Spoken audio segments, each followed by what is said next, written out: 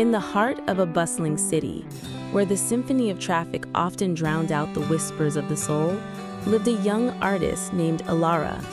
Her canvases, once vibrant explosions of color, now sat draped and desolate in the corner of her studio, much like her own spirit.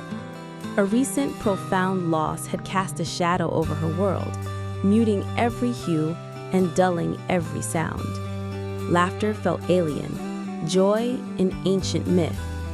Her hands, once agile and expressive with a paintbrush, now lay heavy and listless. Alara tried everything to rekindle the spark. She walked for miles, hoping the city's pulse would reignite her own. She read books, seeking solace in other worlds. She even attempted to force herself back to her easel, but the colors refused to mix, the forms refused to take shape. A deep, persistent ache resided within her, a silent scream that no words could articulate. One evening, as twilight bled into the sky, she found herself wandering aimlessly through a quiet park. From a small, unassuming bandstand, a melody drifted on the evening breeze.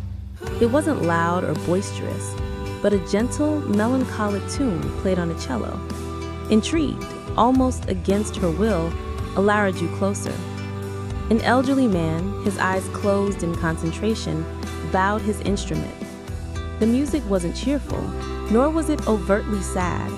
It was something in between, a bridge between sorrow and acceptance, a delicate balance of longing and peace. Each note seemed to resonate with the hidden corners of Alara's heart, not amplifying her pain, but acknowledging it, cradling it gently.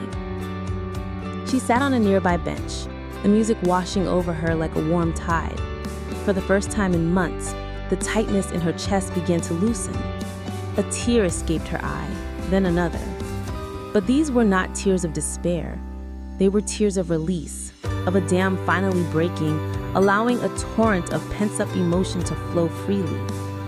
The cello's lament wasn't about her specific loss, yet it articulated the universal sorrow she felt.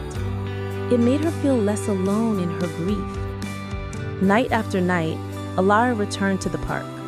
The cellist, whose name she learned was Silas, seemed to play just for her, though many others also gathered, drawn by the same unspoken balm.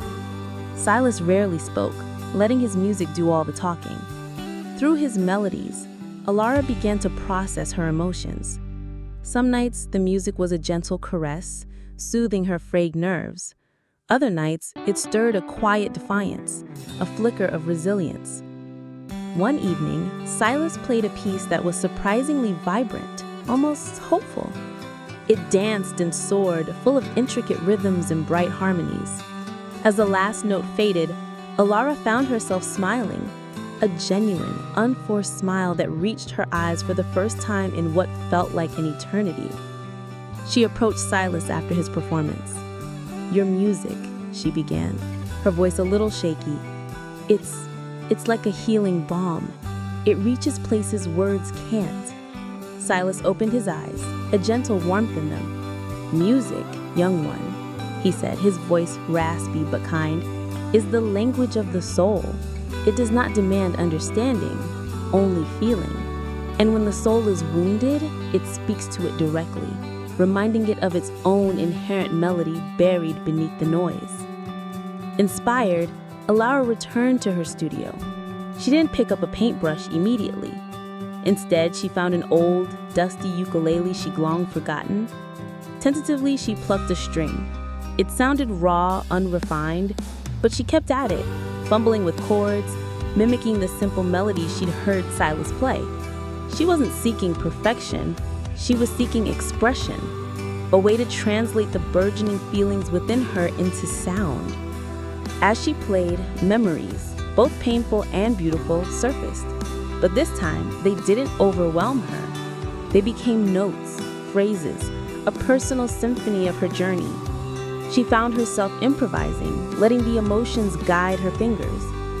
The sadness was still there, but now it was interwoven with threads of remembrance, gratitude, and even a nascent hope. Slowly, imperceptibly at first, the colors began to return to her world. The muted grays gave way to soft pastels, then bolder hues. She found herself drawn back to her canvases, not with the aim of painting what she had lost, but what she was rediscovering. Her new paintings were abstract, swirling with the emotions the music had unlocked, the deep blues of sorrow blending into the vibrant greens of growth, punctuated by the gold of resilience. Alara never stopped playing her ukulele, nor did she stop visiting Silas in the park. Music had not erased her pain, but it had transmuted it. It had given her a voice when words failed, a pathway back to herself when she felt lost. The power of music, she learned, wasn't just in its ability to entertain or uplift. It was in its profound capacity to connect with the deepest parts of the human spirit, to acknowledge its wounds, and to gently, patiently guide it towards healing. Her soul, once shattered, now hummed with the quiet, persistent melody, a testament to the mended heart and the enduring power of sound.